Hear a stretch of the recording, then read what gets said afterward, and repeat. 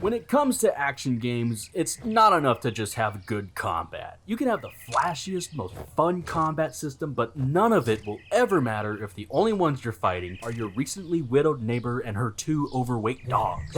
Therefore, you need to have a memorable cast of enemies, creative ones that make you think and force you to adapt, ones that serve not only as an obstacle but as proof that you are growing as a player along with the game. There's a lot of things that go into good enemy design, so let's look at some of the ways to craft the perfect enemy. So enemies aren't just something to shoot at until you get to the next cutscene.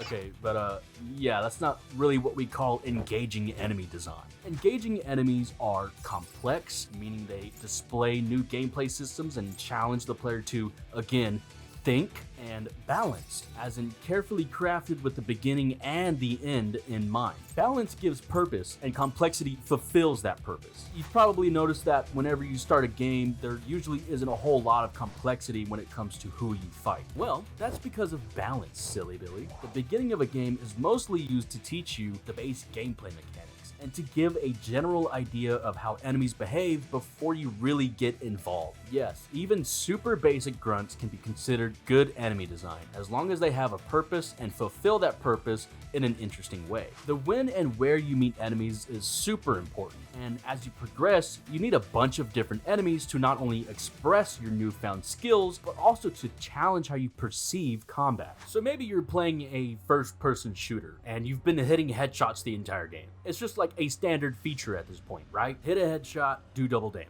But you're playing Borderlands 2, and this game introduced a new type of bandit, and it's this fucking guy, the Goliath. And when you headshot him, you actually shoot off his helmet, and this makes him go absolutely ballistic. He regains all of his health and drops both of his guns to gain a whole new set of abilities where he charges directly at not only you, but his own teammates as well. As if that wasn't enough, the more friendlies he kills, the more badass he gets, dropping better loot with each tier, but becoming increasingly more difficult to take down. Things start to get a bit more even, and that's because both you and the enemies you fight are evolving, appropriately setting the pace for the entire game. This is why new concepts need to be introduced over time, and it needs to be done consistently. A lot of games do this by introducing various enemy design tropes, such as the shield enemy who blocks your front-facing attacks, so you have to find a way around it. The ninja who runs super fast and pokes at you, often out of stealth. The walking explosive barrel. Dogs, for some reason. Fucking quit making me kill dogs, please. Then there's really complex enemies who, when you fight them, it almost feels like a dance. The fluidity of these fights comes directly from how enemies react to your inputs. Understanding their attack patterns, your own spatial awareness, and then following up with your own counter. It can be hard, but it is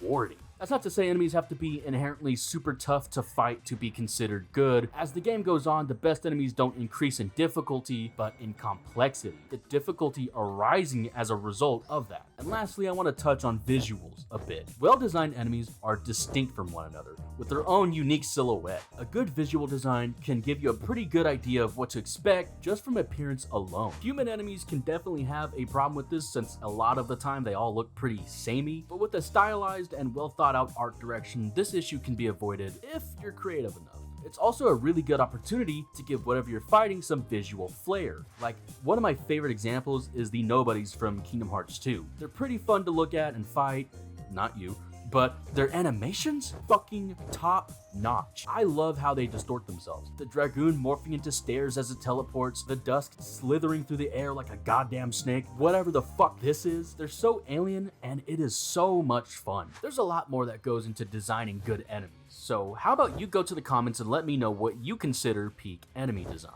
Because who you play as is only as good as who you fight against.